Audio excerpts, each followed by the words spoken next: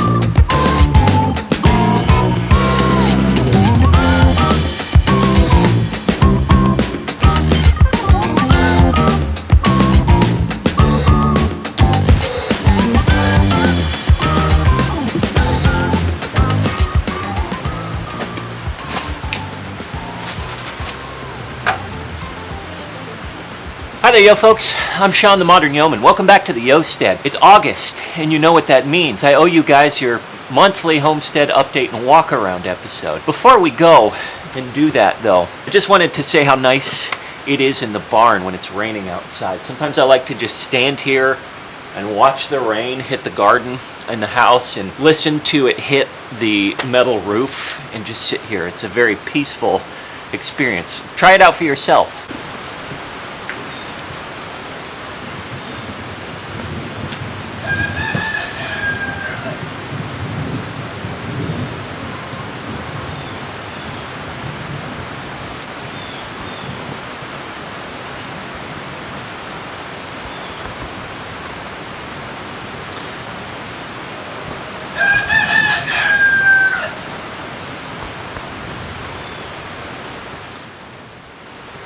Not bad, right? Well, anyways, as with all Homestead Update and Walk-Around episodes, you know how this works. Grab your favorite hot beverage, your sturdiest pair of boots, and in this case, an umbrella, and let's take a walk. First update this month is a happy one. We finally broke down and bought our meat chickens. They're expected to arrive the week of August 16th. So not next week, but the week after that. We ordered 25 of the Murray McMurray Big Red broilers. I'll show you what they look like here. And they will be arriving at the post office either Tuesday or Wednesday of that week. So coming up on it. Now, as we've discussed in the past, I'm actually going to have them living in the coop that's currently occupied, at least at night, by our laying crew. Our laying crew is now like 3 or 4 weeks old. I actually lost track of how old they are. They spend most of their days out in the medium-sized tractor that I built for them. And honestly, I think they could start spending the night out there. They're at the point where I don't think being outdoors as much bothers them at all. In fact, I think they prefer it. They're getting too big for this thing. Whenever I open the lid on this, they fly out anyways. They're eager to be out on grass. So the laying crew, those 6 chickens, we will move them out to that medium-sized tractor in with the rest of the chickens here in like a week, maybe 2 weeks, and they'll be out there full time. And so once we get the 25 meat chickens, the big red broilers, the tiny little broilers, the meatballs when we get them, I'm gonna have them in this stock tank brooder for a week, maybe 2 weeks. By that point, 25 chickens, they're gonna get way too big for that thing. So at that point, we're gonna move them out on pasture full time, I think.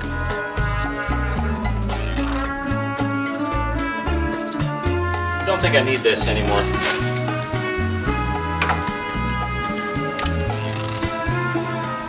In terms of all the things we needed to get the meat chickens rolling, I think getting the actual meat chickens themselves is probably the most important one. We did get the feather plucker, we got the outdoor sink, there's a couple of other things we need to get the correct butchering knives for them, but otherwise getting those chickens was probably the most important step in getting rolling with our homegrown meat operation. Now, one thing that I was kind of concerned about was where the heck I was actually going to start running these chickens. In other words, where am I going to put their tractor? And the idea, if you're not familiar with meat chickens, a lot of people in the homesteading world will put them in these movable chicken tractors that they'll move every single day. And that's our plan as well. So this chicken tractor we have, it's on the heavy side. I'm gonna be moving that thing every single day, once a day, with those meat chickens in it. And I wasn't quite sure where I was going to be running them. I guess it doesn't matter too much.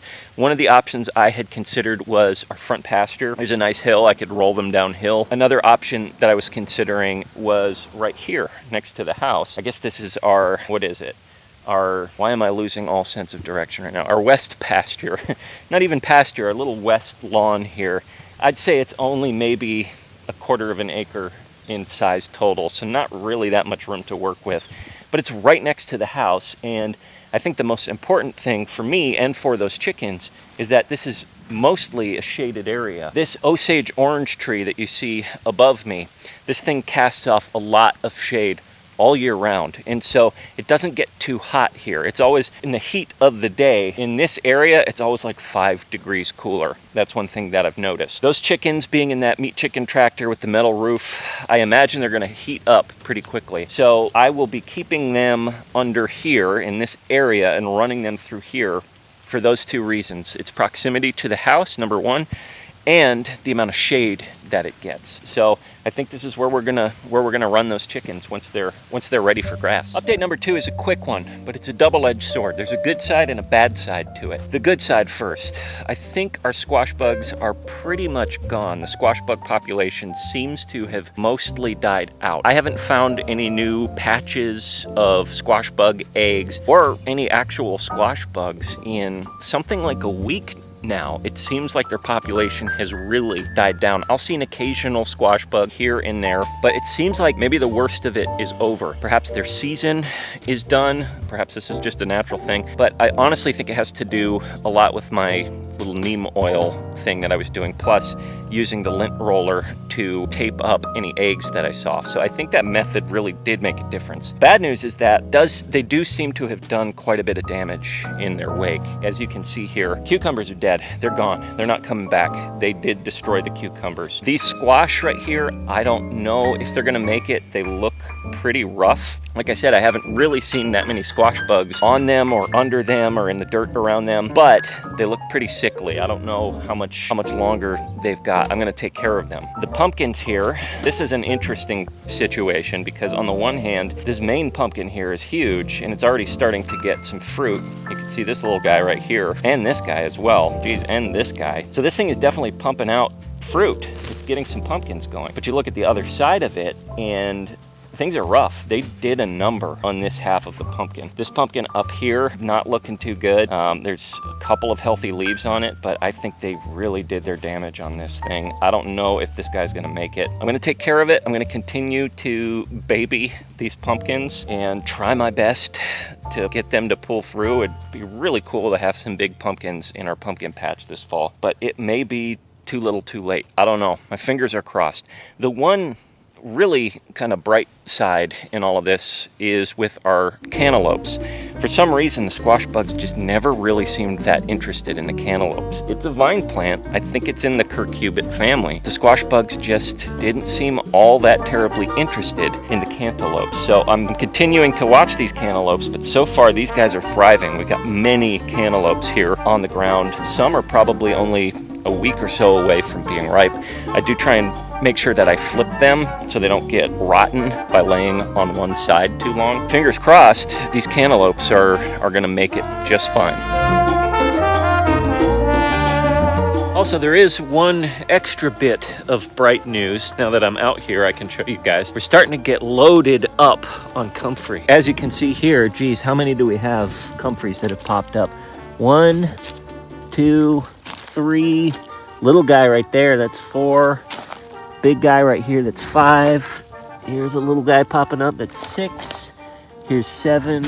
There's 8 and 9. 9 different comfrey cuttings have produced here in my comfrey row, as I like to call it, at the back of the square. And I'm pretty pumped about that. These were all a gift from my friends at Permapastures Farm. I planted these maybe about a month ago, and it took them a while to get going, but now that they've started, they're popping, man. And I'm very glad to see that.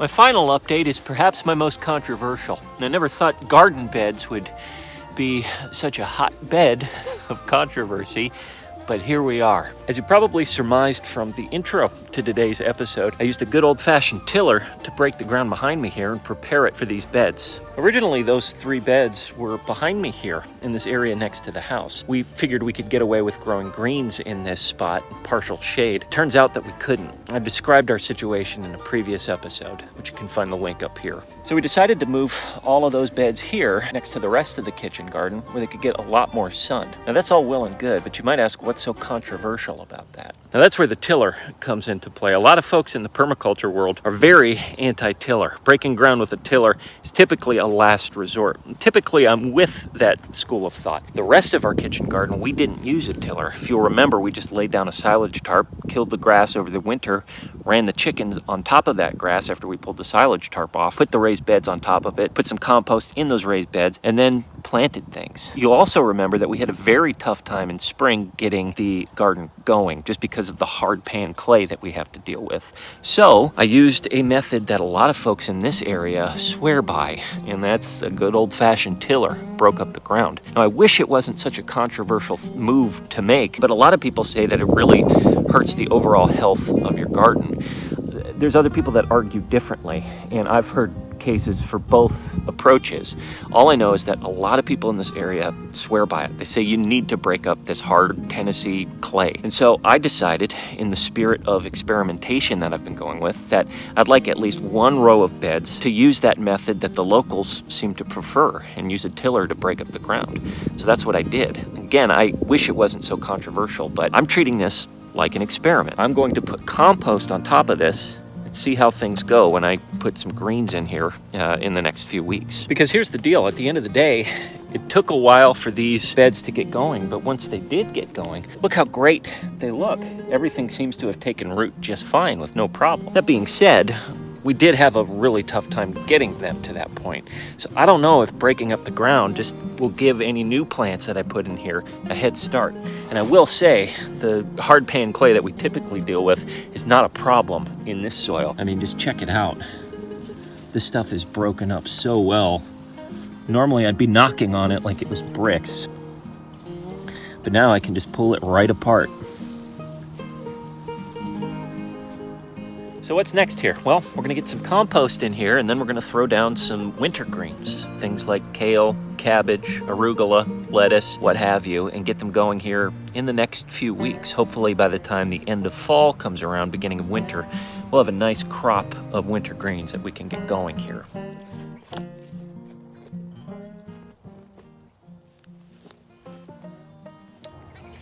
Filming?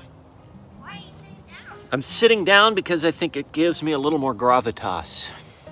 Is it gravitas or gravitas? I think it's gravitas. Did I interrupt you? What's that? Did I interrupt you? You did, but that's okay. I'll include this as one of the... No, you won't. You'll delete it. I don't think I'll delete it. I think you'll delete it. I can take this camera around and film you right now. No. Well, that's about all we've got time for today, my friends. Thanks for hanging out with me on our monthly homestead update and walk-around tour. Now, to those of you that purchased one of these Modern Yeoman t-shirts or coffee mugs or hoodies at the Modern Yeoman Mercantile, the link to that store is in the description below. Thank you so much. Your support means the world to us. To those of you that didn't purchase one of these items, thank you as well. Your very presence here, your subscriptions, your likes, your dislikes, your comments, all of that stuff means that you're watching, and it keeps us going. It reminds us that we have your support. So thank you to all of you who are watching. Anyways, like I said, our time is running short. So until next time, remember, as always, slowly, slowly.